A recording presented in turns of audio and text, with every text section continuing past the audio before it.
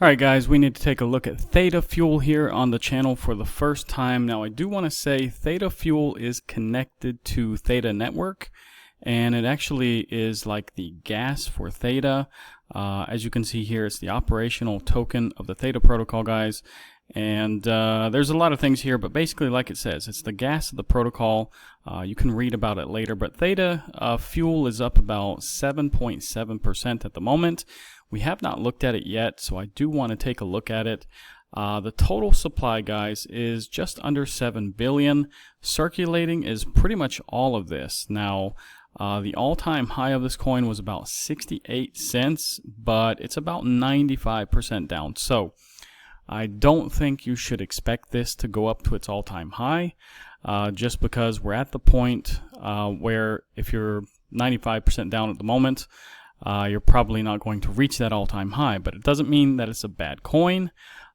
You know, it could surprise everybody and make it back to its all-time high, but probably more than likely it won't. Now, there is a resistance here that has been forming since about February 2nd. And you can see we've had several hits on this trend line all the way down. And today it is trying to break this trend line. Now you can see it did try to push through, got a rejection so far. But still, for the last 4 days, it has had made, you know, some green candles here. If we look here, you can see this is maybe slightly a higher low or an equal low. Basically, this wick here is a little bit lower than this wick, so basically it's a little bit higher low.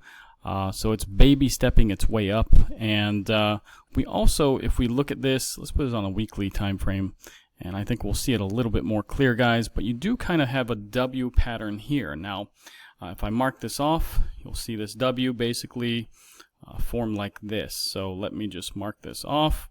And yeah, so here is your W. Now basically, if it breaks this neckline here, let's just say it should break this resistance too, because it's so close to it, and maybe the line should be a little bit lower. Maybe I need to line it up a little better. But basically, if it breaks 4.2 cents, then you're going to have a target of about, let's see, let's do the target like this. Now let's move it, and that would put the target right here at about 5.35 cents, let's say. And yeah, let's take a look at the volume. I just want to see where it stands in the visible range here, and let's zoom out and let's see. Now I know this has a long history. It's going to be really hard to see this, but yeah, we do have to kind of cram it in. And yeah, we're so far down, it doesn't really matter. I don't need to really see the top up here past 36 cents. But yeah, basically, we don't need to look past about 11.5 cents because there's not much volume up there after about 11.5 cents. Now, we are past the point of control. The point of control is back at 1.5 cents. So we're well beyond that. We're sitting at about 3.5 cents right now. And yeah, actually, if we look at it, guys, I mean, we're sitting about right here in this candle here. So once it gets above about 5.8 cents, this probably is about 60%, I would say, of this candle. And then you have another drop off, and it's probably about half.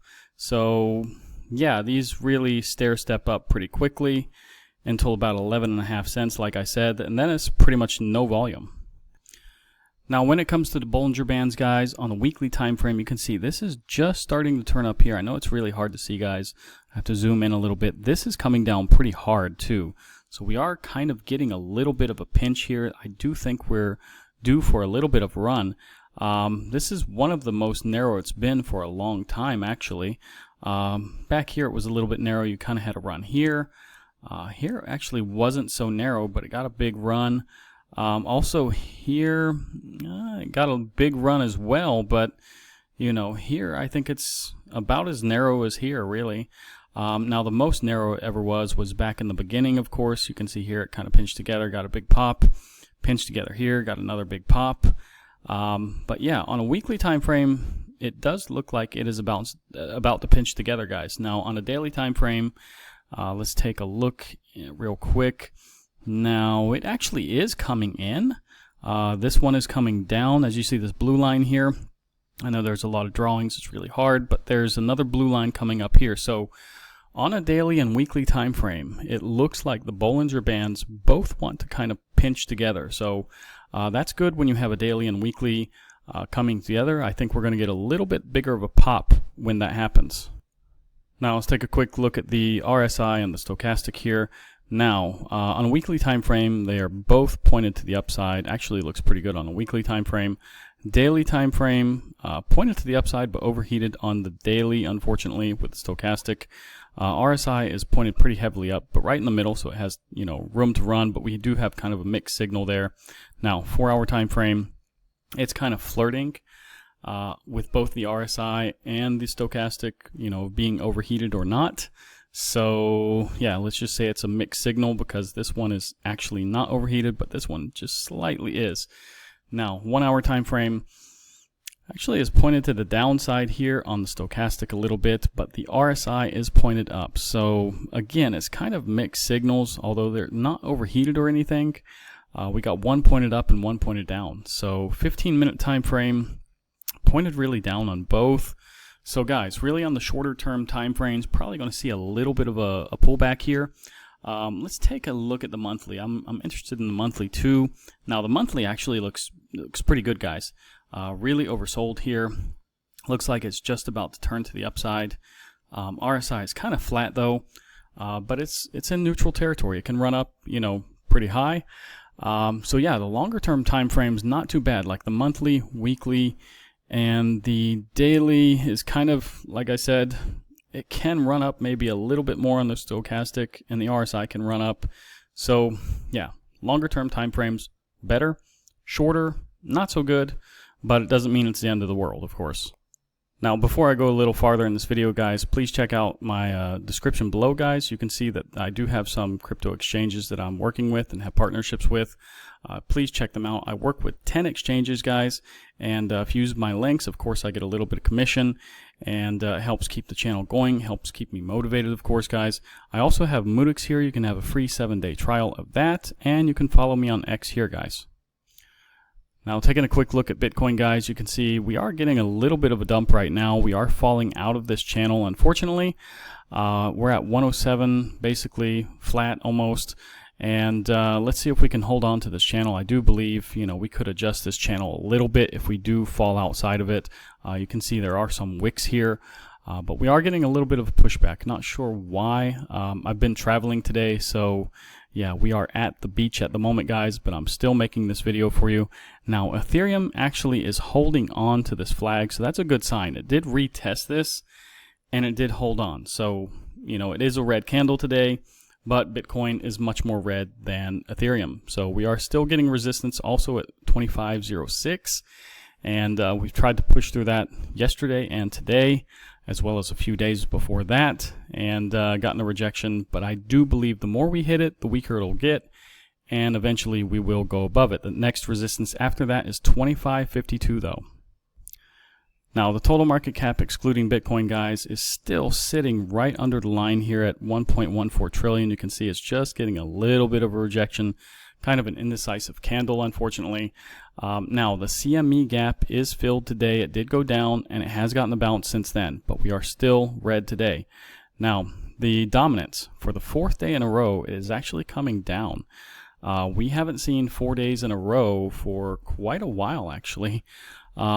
Here's 3. Here's 3.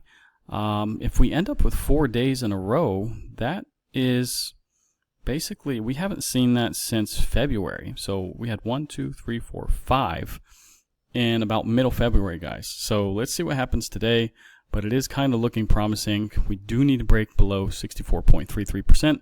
We need to break this trend line. It's like a 3-year trend line now, and then 60.46, and then I'll say we have won the battle, guys.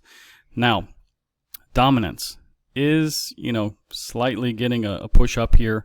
But yesterday it did have a big fallback, and we need people to put their USDT into crypto. So we don't need them to take it out and hold it. We need them to buy crypto. Now, The dollar index is getting a big drop today. It's actually fallen pretty far. I'm actually surprised how far it's fallen.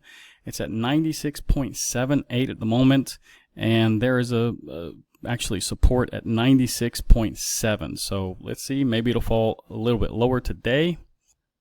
Now currently on the altcoin season index, we have a 20, guys. The other website I normally use actually isn't functioning at the moment, but it's pretty much the same.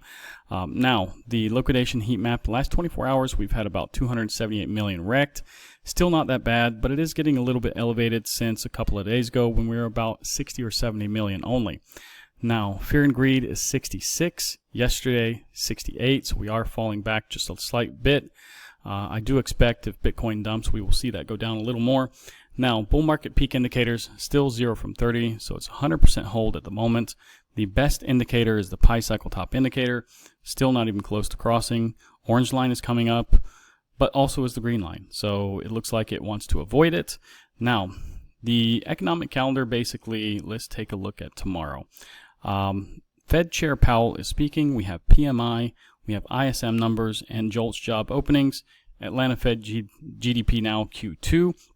So I would say the most important thing tomorrow is probably these ISM manufacturing numbers and JOLTS job openings. Also the PMI for manufacturing as well.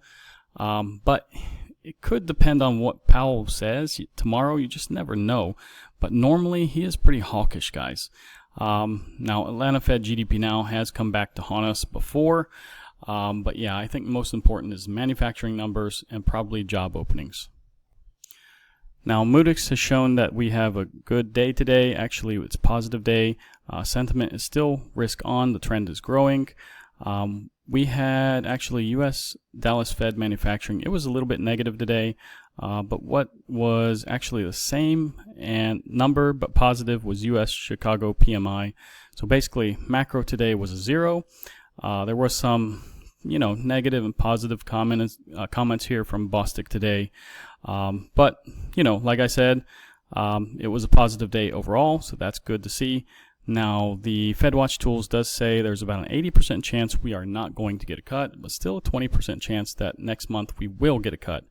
The Trueflation is showing 2.26 inflation, so still not too bad, but it is rising slightly, but still I think that's within limits of what the Fed can allow. And I just don't know why they're not cutting, guys. Now, crypto bubbles today, kind of a mixed bag. Just before I started the video, though, it was positive, but like I said, Bitcoin is dumping a little bit now, so everything is kind of dumping along with it. Now, if you want to stake your Theta, guys, go to Coinondo. There's 3 deals found, but do not use xt.com. They stole my Casper. It's a long story, guys. I've made a couple of shorts on this, but basically, they stole about $60 from me, and they're not really good when it comes to delistings. They don't really inform people that well, so yeah. Anyways, guys, if you like this video, like, subscribe, activate the bell, share this video with your friends. Like I said, check out some of the exchanges that I have below in the description. You can also check out MEXC, find me on X, and follow me, guys. And yeah, I do thank you for your support, and I'll see you guys in the next one.